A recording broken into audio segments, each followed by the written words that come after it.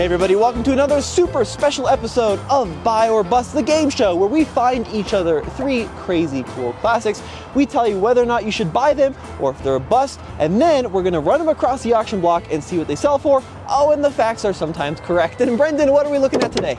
So today we are trying to find three depreciated luxury vehicles that are super comfy, super luxurious to take on a nice road trip. Yeah, and this one is something special, the world's fastest SUV in 1998. But before we get to this, let's show you something completely different. What I have brought you is a 1989 Chrysler Fifth Avenue. Yeah, this thing is actually pretty rad. Now, this was at the tail end of old school American luxury, where you've got a big V8 engine, rear wheel drive, and tons of leather that looks like my grandparents naked.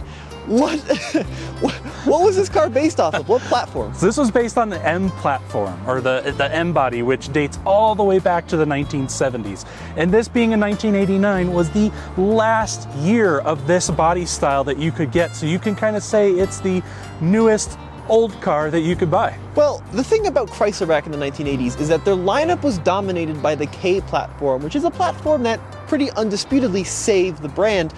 But this car stood out as being rear-wheel drive, solid axle, like a car that basically has roots from 1977, right? Now, this was also a platform used by the Dodge Diplomat and the Grand Fury. And what was this car priced at brand new in '89? So this was about $18,000 starting back in 1989, which if you calculate that with today's dollars, that's around $40,000. But if you compare that to a lot of the modern, large luxury sedans of today, $40,000 is a pretty good value.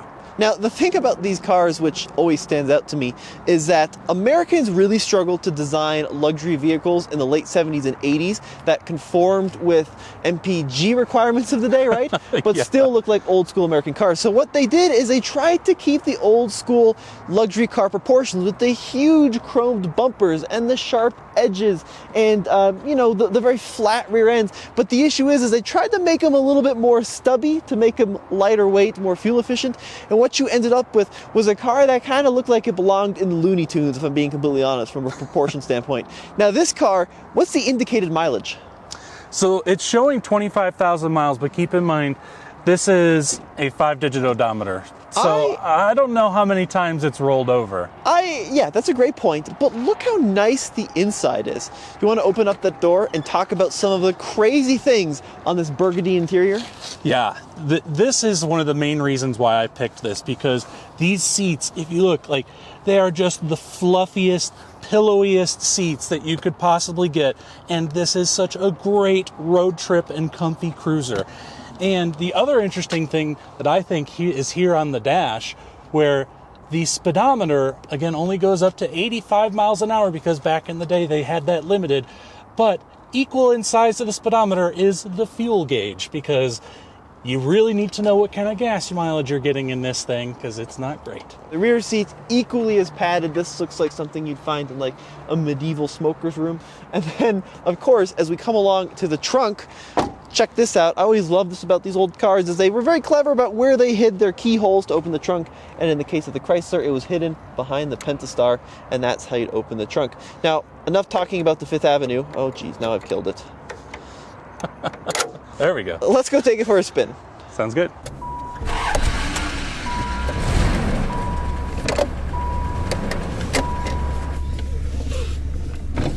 All right, Tommy, what do you think of these comfortable seats? This car smells exactly like you think it would smell. Which is what, like your grandparents' house? No, it smells like a spice shop in the Middle East that had been, transplanted into central New York and been smoked in. It's just the most interesting cacophony of smells of the 70s in here. Well, and I'm sure the person that drove this was a very interesting person as well. Jeez, that's something else. Now, the other thing about this car is you feel pretty gangster behind the wheel, don't you? You do, yeah. You can see that, what is that, like a bedazzled or crystallized Pentastar logo there at the end of the hood. And notice how the hood doesn't quite fit right. It's true to Chrysler quality of the 80s. Yeah, and there's a few other things too, like the leather on the armrest. Oh yeah, pretty ripped up. That headliner is coming down quite a bit. Nice spot. Now, we're going to take it down the test track. This has a 318 V8 at 5.2 with either 140 or 170 horsepower, depending whether or not it's a 2 or a 4 barrel. I didn't even look.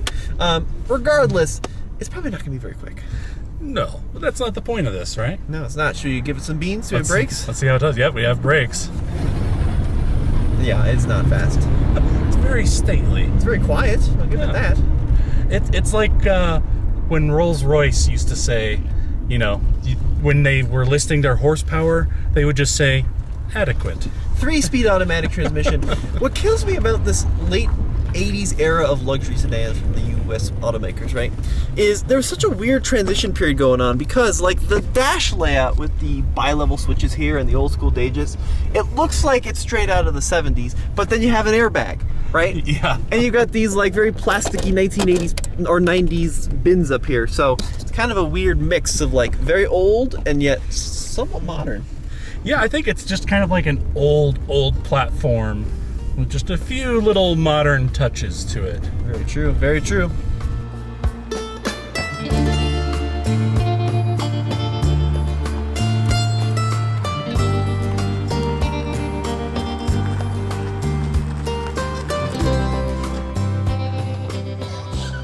So Brendan, your pick of the 89 New Yorker, 5th Avenue. Now that you've driven it, is it a buy or a bust? It's a total buy for me. You just can't beat the quiet comfortiness of American rear-wheel drive sedan. What about you? Did I convince you? No. No, it's a bust for me. You know why? Why? Because it's you're going to need a bleep there, editor. It's just like 80s Chrysler products, right? You can tell that nothing is really bolted to anything else with a lot of care. It's very comfortable. Those seats don't have you convinced? No. I've no. It's not for me. But at the auction, what do you think it's gonna sell for? Now, it's got a few cosmetic issues. The paint has since left the top of the car. It's got the headliner coming down. $1,500.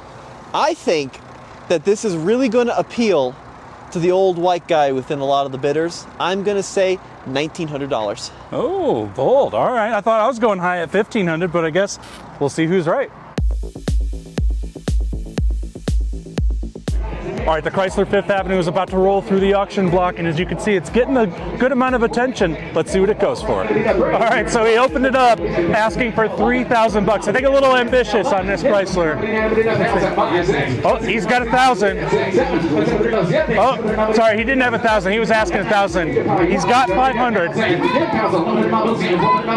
He's up to 900. $1,000. It's climbing quick. He's up to 1,300 now.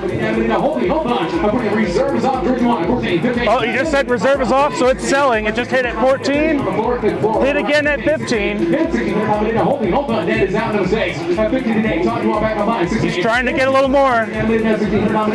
Oh, someone hit at 1,600. It's sold for $1,600, and I think I'll take the win on that one. All right, Brendan, so this is my choice for a super comfy cruiser. This is a 1995 Oldsmobile 88. Yeah, these are fine. I mean, it's not a bad choice. I know they're fairly reliable, right? Right. Well, yeah, I mean, they've got the 3.8 liter GM V6 under the hood, and that's pretty much the end of the interesting things. Yeah. I'm not really sure why I chose this, because this is kind of the ultimate hearing aid car, but you want to pop the hood and we'll talk about that engine? Sure. Now, these are a front-wheel drive vehicle. I believe this was the H-body. They made them under a couple of different names. This one is the Royale trim. And what can you tell me about this engine? So this is the 3.8 liter V6 that appeared in tons and tons of different GM products. And they are just known for being super reliable. In fact, some people would say they're the most reliable GM engine ever built. I don't know that I would say that. I might go more LS, but as far as V6s go, I think these are the most reliable engine you could get in a GM product. So these made just under 200 horsepower and front-wheel drive, right? Not a huge performance machine, but yeah, they're just solid, comfortable, reliable cars. On the inside, there's not a whole lot to show. You want to kind of open that door there, Brendan?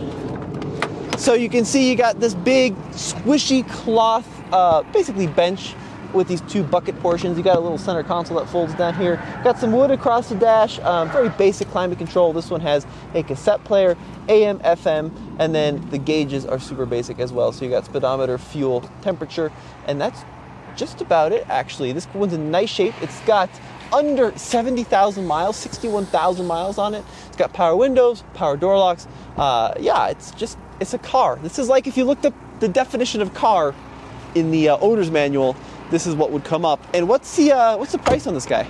So these guys, when they were new, they started just a little bit under $21,000, which, believe it or not, in today's money, back in 1995 versus today, that makes this like a $40,000 equivalent car.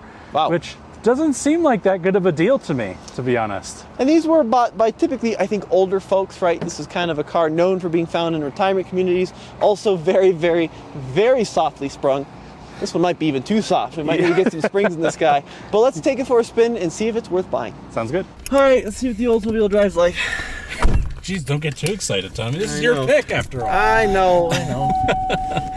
I will say, 61,000 miles on this is nothing. I mean, this could easily go another 200,000 miles with proper maintenance. And there's really, in this price range, there's just not many other vehicles you can say that about. That's very true, yeah. And I mean, I do think that if you want just a very comfortable car to cruise around in, this could be a very good option, right? You've got very soft suspension, you've got good, reliable powertrain, you've got nice seats, right? This is just very good cruiser. It's not exactly stylish or exciting to kind of look at. No, but I do think the Oldsmobile version does look better than both the Buick and Pontiac versions of this. I agree. Yeah, that's true. Yeah, so it's the more rare of the three, and it's the better looker of the three. Gosh, I'm trying to sell you on your own car, Tommy. I know. I know. It's fine. All right, let's do an acceleration run here. Sounds good. Let's unleash the V6. Ready? Yeah. Yeah, it goes. It moves. Whoa. It's got a little peppiness to it. It's not too bad. It's got a little something at the higher RPMs. Brakes are good. And not only that, but I was reading that a lot of people are claiming they get around 30 miles to the gallon in these things. 30 miles to the gallon for an old GM V6. Not too bad. Oh, wow. That's pretty good. Let's decide then whether or not this is going to be a buy or a bust. Sounds good.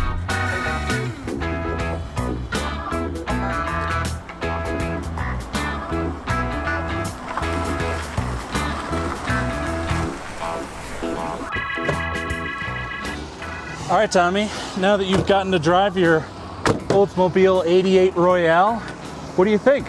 Would you buy it or bust it? Yeah, this is going to be, for transportation, a buy. For a cool classic, it's a bust, dude. Yeah, I kind of get where you're going with that. If you're just needing some basic transportation, need something that gets decent gas mileage, is comfy and reliable, it's a good buy. But as far as an enthusiast vehicle, as far as something interesting, yeah, I don't know. It's a little bit of a bust. Yep. Now, what do you think it's going to sell for at auction? I predict $2,100. $2,100, huh? I think it might go a little bit less than that. I'm going to guess $1,600. $1,600, huh? $1,600, yeah. Interesting. All right, well, let's go head to the auction and see what it sells for. All right, the Oldsmobile, the frumpy old Oldsmobile is about to roll through. Let's see how she does. All right, they hit at 1,000. 1,100. He's trying to get 1,200 for it. He just got 1,200. Now he's asking 13. Just hit at 13. Now he's trying to get 14. Yep, just hit at 1,400. It's climbing slowly. All right, just hit at 1,500. Just hit at 1,600, and he sold it for $1,600. I think that means, oh man, was I right on? I was right on the numbers. Look at that. All right, Tommy.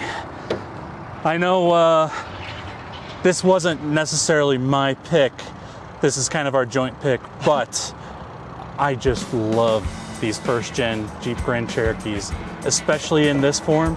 This is a one-year only 1998 Jeep Grand Cherokee 5.9 liter limited. Yeah, these things are really cool. First generation of the Grand Cherokee called the ZJ, and then near the end of the production run, Jeep decided, we're not going to go with the 4-liter or the 5.2. We're going to offer the 5.9 under the hood of this Jeep. So you want to pop the hood? We'll talk about that magnificent engine. Now, Brendan, the number one way to tell a 5.9 from a standard Grand Cherokee are the louvers on the hood. Yeah, and I've always thought that this is actually kind of a little bit of a downfall from these 5.9s. The main reason being all the regular paint is on metal, right? But these guys are just plastic.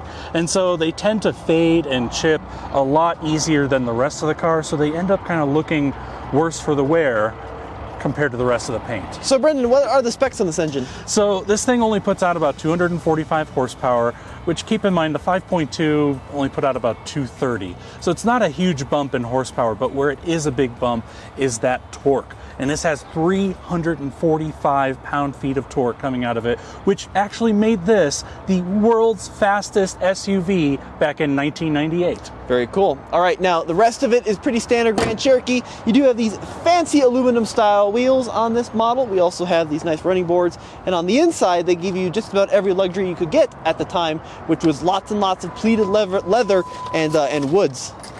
Yeah, and these first-gen Grand Cherokees, when you get them with the leather, they're just super plush and super comfy.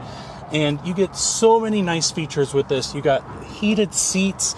You had a 10-speaker Infinity surround sound system where they put subwoofers in the back, and they're mounted up there on the roof. How cool is that? All right, let's fire it up. You feel that? It's got that little bit of a rumble to it. I guess we got a little bit of clicking from the dash. I don't know if I can turn that off. There you go. I don't know. But yeah, this thing, it's such a monstrously powerful engine that you can kind of feel the rumble as we're just sitting here idling. Now this was an engine. Sounds good. This was an engine they used in what was that model called? The Dodge Ram. The Ram, yeah. Man, I can't remember the name of their own pickup. Yeah, so this engine was within the family already, and then Jeep decided just to slap it in this vehicle. And the cool thing is you still have all the Grand Cherokee goodness, so you still have a low-range transfer case, although this one is a full-time four-wheel drive, which is not as desirable as some of the part-time systems. And then you also have, of course, solid front axles, solid rear axles, single axle. My brain's a little fried today. And look at this, even a sunroof. Yeah, and I think they even beefed up the transmission in this too, because the regular transmissions were just not built to handle this kind of power back in the day. So they gave this an upgraded transmission as well. Well, let's take her down the strip. Let's see what the mighty 5.9 is like to drive. Do we have brakes? More or less. Yeah, they're a little spongy, but they're okay. Yeah, I'm curious to see what the 1998 world's fastest SUV feels like in a straight line. All right, let's hit it. Let's do it. Woo! Oh yeah! It's got a good bit of kick to it. Woo! I like it, Tommy. Dude, this thing hauls butt. That was really impressive. That is nice. Yeah, these are awesome. Man. They're also super comfortable, and they typically last a really long time. But let's park her up and discuss whether or not we're going to buy or bust this Grand Cherokee. Sounds good.